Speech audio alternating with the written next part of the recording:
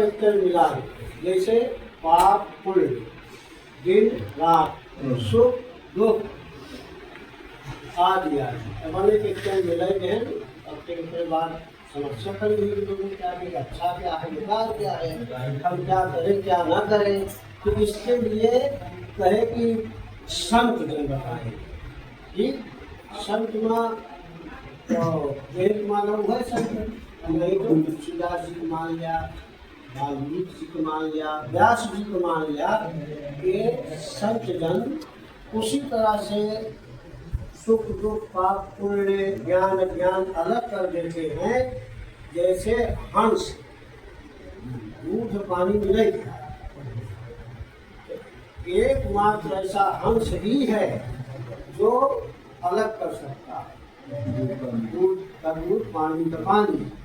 इसी तरह से संत जन जो है वो हंस की तरह जो ब्रह्मा जी सब मिलाए हैं दूध पानी, उसको संत जन अलग करके उनको बताते हैं कि क्या करोगे तो सुखी रहोगे और क्या करोगे तो परेशानी में रहोगे। इसलिए संत की बात सुनना चाहिए।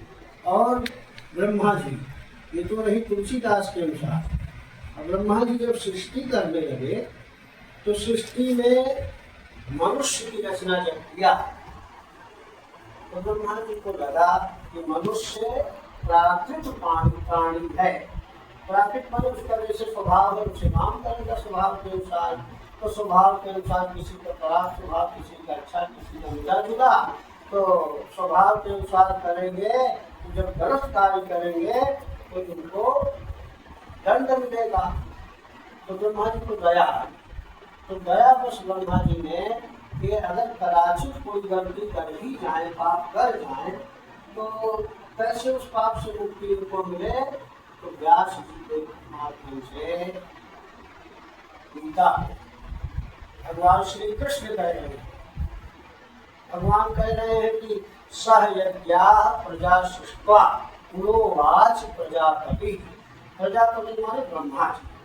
जब ब्रह्मा जी यज्ञ की, जब ब्रह्मा जी मनुष्य की रचना कर रहे थे, प्रजा माने मनुष्य, सह यज्ञा प्रजा सृष्ट्वा, तो यज्ञ की भी रचना कर दिए साथ साथ। यज्ञ छोटे पूजक को भी और बड़े पूजक को भी यज्ञ कहते हैं।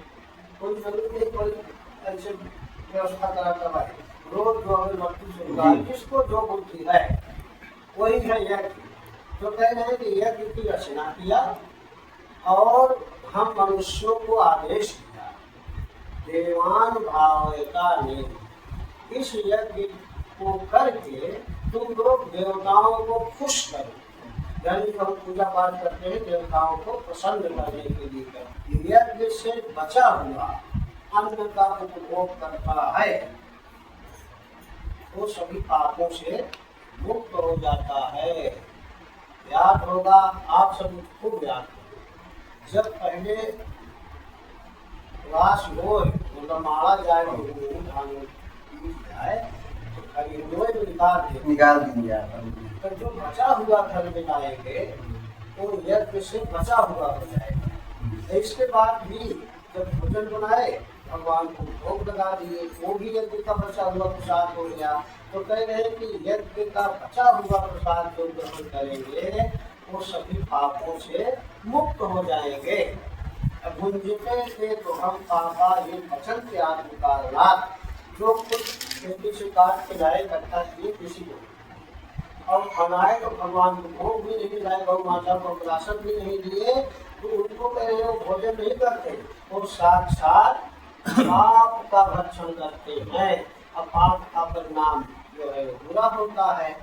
तो इससे हमको ये सीख मिल रही है कि हमको पूजा पाठ छोटी बड़ी जैसी भी भगवान की कृपा रहे करते रहना चाहिए।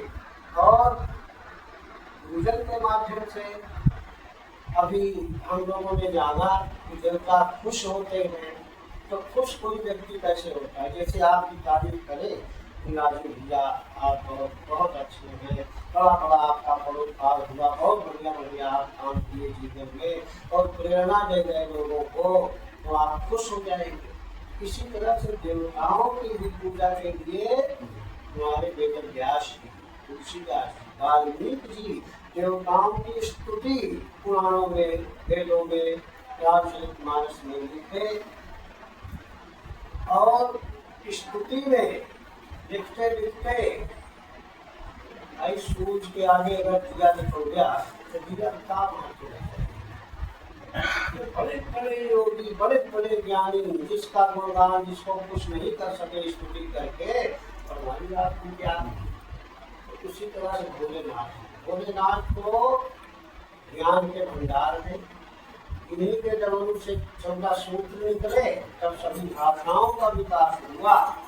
तो इनकी स्तुति कौन कर सकता है। लेकिन फिर भी कवि कह रहा है, हम भक्तजन कह रहे हैं कि हे भोलेनाथ, असित गिरि समम स्यात् तब जलम। असित माने जितने भी काले रंग के पहाड़ इस धरती पर हैं, उनको तब जलम माने स्याही, उनको चूर्ण बना के स्याही, सोचिए इतनी स्याही बना लिए तो हम थक जाते हैं, काफी भर जाती है। लेकिन भोलेनाथ में इतने गुण हैं कि पूरा जितना भी पहाड़ है काला काला, सबको घूम के स्याही बना लो। जब इतनी स्याही बन गई, दावात भी सामान्य नहीं होगी, तो कह रहे दावात समुद्र सिंधु पात्र, पूरे समुद्र को दावात मान के वो सिंधोल बिछा। अब जब इतनी बड़ी व्यवस्था भगवान की मूर्ति, तो लिखने को कलम कहाँ से आएगी, कागज कहाँ से आएगी, समुद्र में कौन लिखे। तो कह रहे हैं सुरतल वंशा था। सुरतल माने कल्प वृक्ष, जो कल्प वृक्ष की जो मोटी डाली है, छोटी मोटी नहीं, उस मोटी शाखा को कलम बना दिया जाए। कलम तो बन गई भैया, तो कागज कहाँ से पाओगे जो इतनी मोटी कलम है और इतने समुद्र से लिखोगे। तो कह रहे हैं उर्दी माने पृथ्वी को ही कागज मान लिया जाए, लेखनी पत्र उर्दी।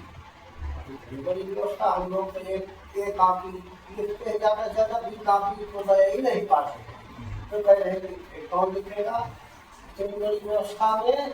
तो कह रहे लिखत यदि शारदा, शारदा मन साक्षात सरस्वती माता अगर लिखने को तैयार हो जाए, घंटा भी घंटा नहीं, सर्वकाल रातों दिन, तो भी हे भोलेनाथ आप में अनेक गुण है कि ये सारी व्यवस्थाएं एक हो जाएगी, यानी सरस्वती जी थक जाएंगी, और फिर भी आपके गुणों का कोई अंत नहीं है।